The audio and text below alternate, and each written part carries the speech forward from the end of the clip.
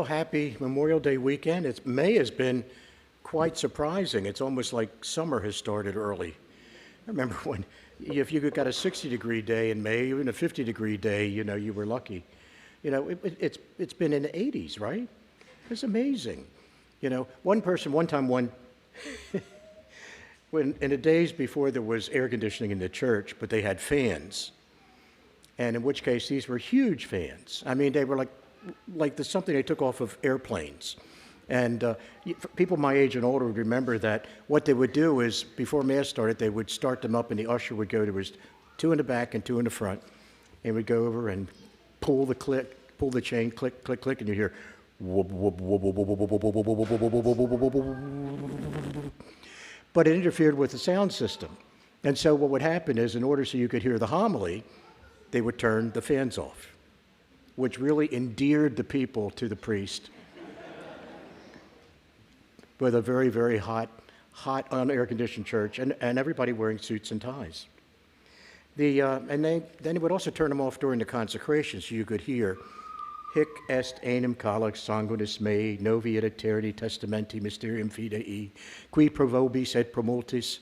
Anyway, today in the gospel passage, we have some discomfort. And it is that Jesus has spoken to them, and told them that he would be with them always, even to the end of time.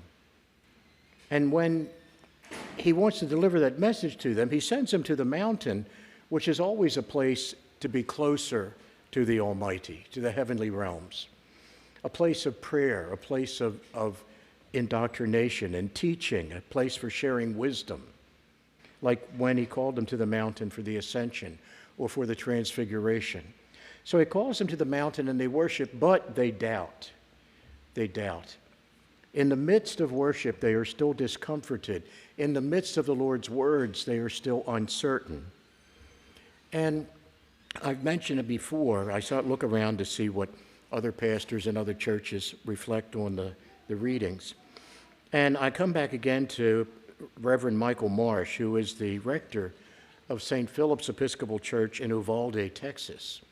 And especially, I was glad to find his commentary because it was just 2 years ago, on May 24th, when there was the shooting in the school in Uvalde, where 17 students were killed, two teachers, and scores injured. And so, instead of talking about the Trinity on Trinity Sunday, they try to talk about the relationship, Father to Son, Son to Father, the Spirit being sent when the Son returns to the Father. Jesus would say, no one knows the Father except the Son, and no one knows the Son except the Father, and anyone to whom the Son wishes to reveal him. What Pastor Marsh talks about is this doubt. He says, what are the disciples doing in today's gospel? They worshiped and they doubted. Now, Jesus has been talking about his relationship to the Father, that he and the Father are one. That when he says he's going to return to the Father, he says to the disciples, you should be glad that I am returning to the Father, because the Father is greater than I, and he will send the Holy Spirit, who will guide you in all truth and will convict you, give you courage and wisdom and understanding and right judgment and reverence before God and holiness.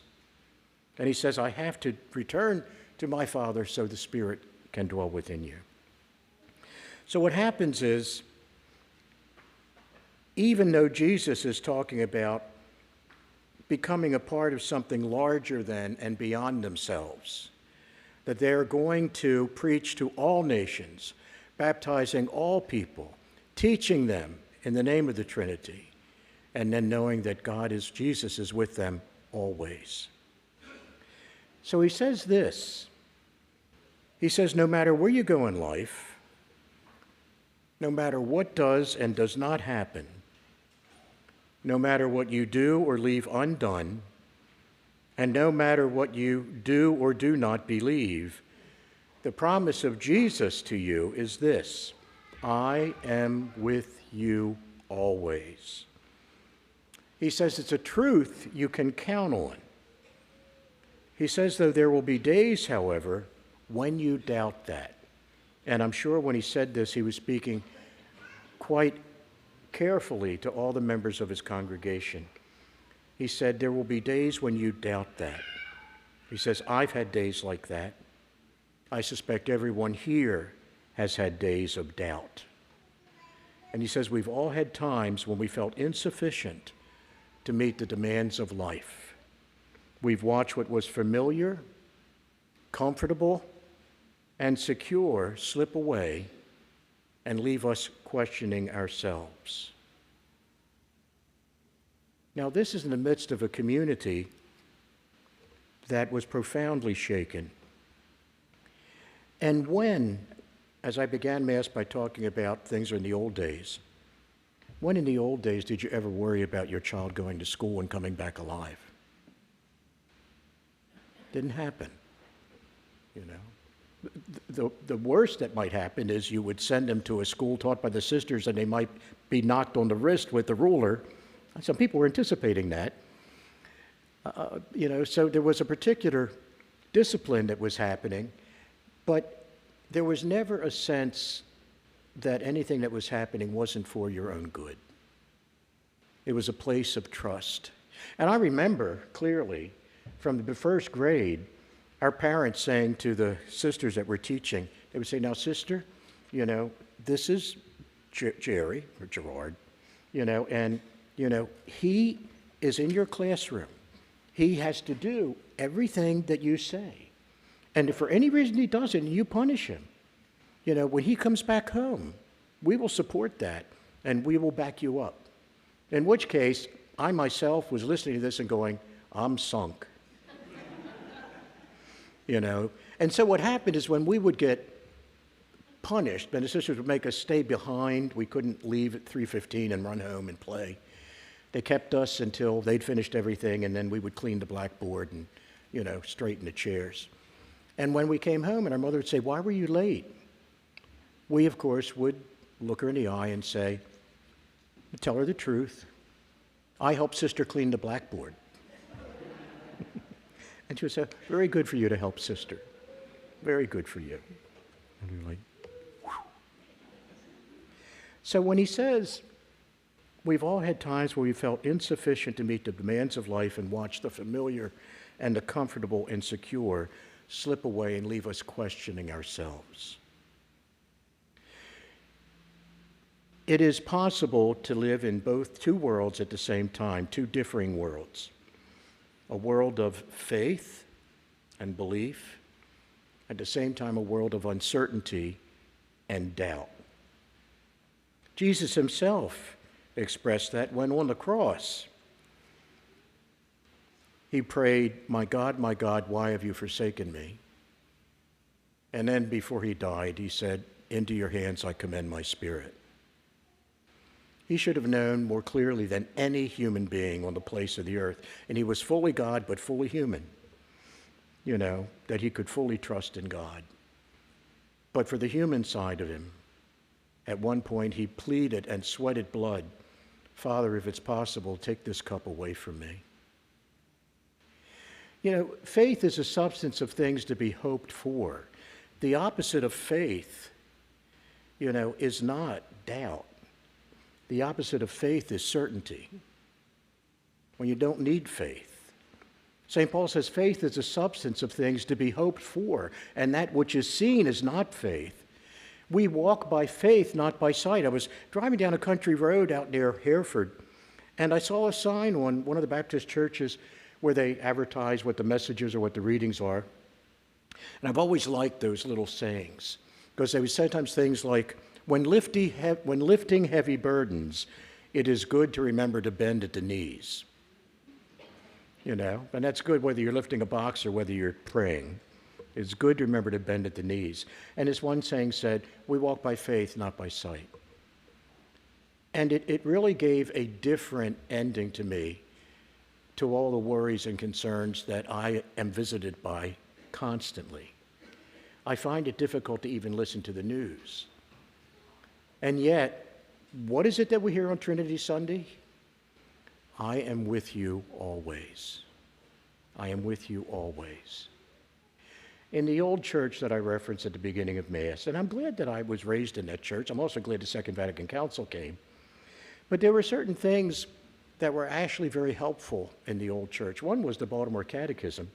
And since the Baltimore Archdiocese was the plenary, the only archdiocese in our young country, it was from the Baltimore Plenary Council that the Baltimore Catechism came forth as a way of instructing the waves and waves and waves of immigrants that were being, welcomed and assumed into our nation and our country. And in the old days, you could build the beginning of a church. You got the basement church, but then you had to stop until you got the school built. Then you could build the rest of it, because that's how important the education was in the faith of all the people coming in.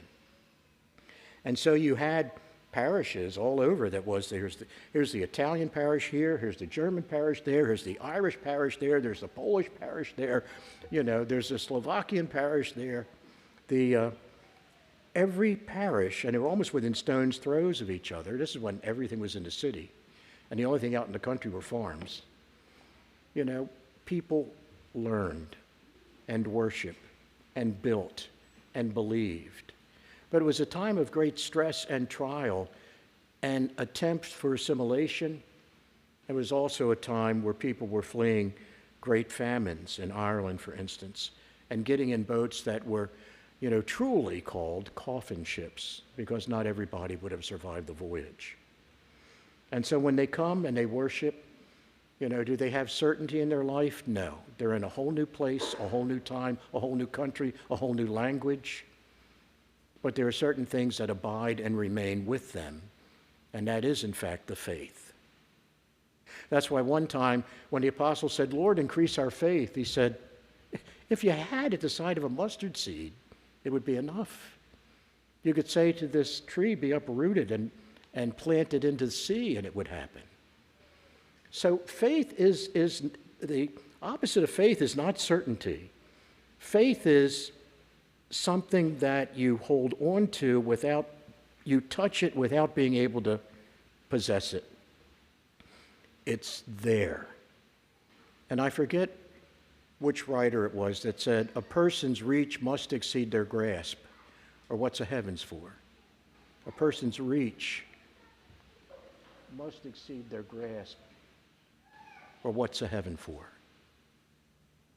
And so, in this Trinity Sunday, instead of talking just about the relationship of the Trinity to one another, we have to be reminded of our relationship to the Almighty.